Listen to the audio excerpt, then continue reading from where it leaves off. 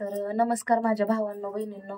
काल मी माझ्या आयुष्यात जे काय घडलं ते तुम्हाला थोडक्यात थोडंसं सांगितलं, पण अजून बऱ्याच गोष्टी आहेत ज्या तुम्हाला माहिती नाही.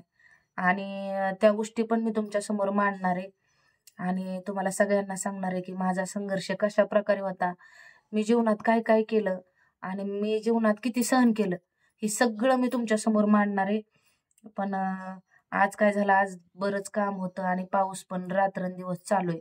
आता गणपतीचा महिना, गणपती बसलेले तर पावसाला काही कमीच नसती 9-10 दिवस तरी. मग त्या पावसामुळं ह्याच्यामुळं खूप टेन्शन आलं होतं.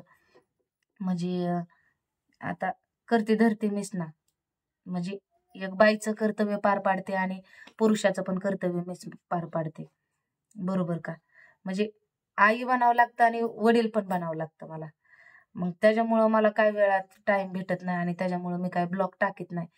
तर कालच्या ब्लॉगला तुम्ही चांगला प्रतिसाद दिला.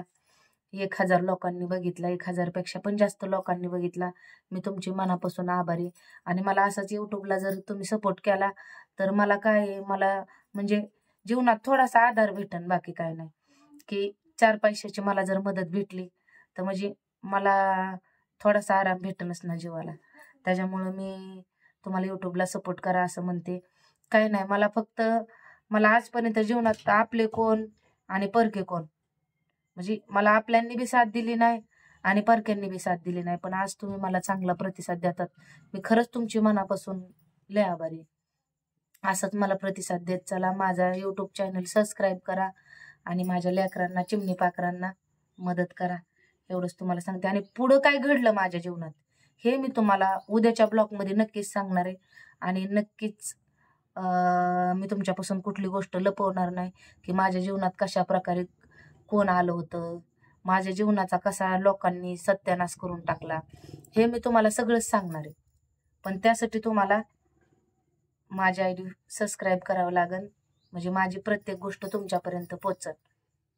तर तिथून पुढं मी तुम्हाला काय सांगितलं होतं की माझ्या मामाने माझं लग्न जमवलं. आणि मामाने म्हणजे लग्न जमवलं का नेमकं त्या लोकांना मला विकलं हेच मला समजत नाही. म्हणजे ते पण विकत घेण्या एवढे ते पण आमिर नव्हते. आज खाल्लं तर उद्याची पंचायत होती. पण कसं आहे, 4 पैशाची लालच दावलीच असेल, किंवा मामा आमचे पेनारे होते आणि मामा पेनारे होते, मग मामांना अंधारात काय पैसे दिले असतील कोणी, आणि मी त्या व्यक्तीचं नाव घेणार नाही. कारण कसं आहे, लगेच मिरची लागन, मी नाव घेणार नाही, मी अशीच बोलणार आहे. पण ओळखून घ्यायचं, आणि जरी ओळखलं तरी काही हरकत नाही.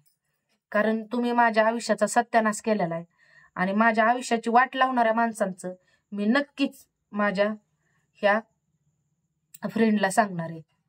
तर मग तिथून पुढं त्यांनी, मामाने लय घाईघाईत मला बघायला पाहुणे आले आणि मला बघायला पाहुणे आल्यावर त्यांनी लय आटपाट, लय उरका उरक केली. म्हणजे असं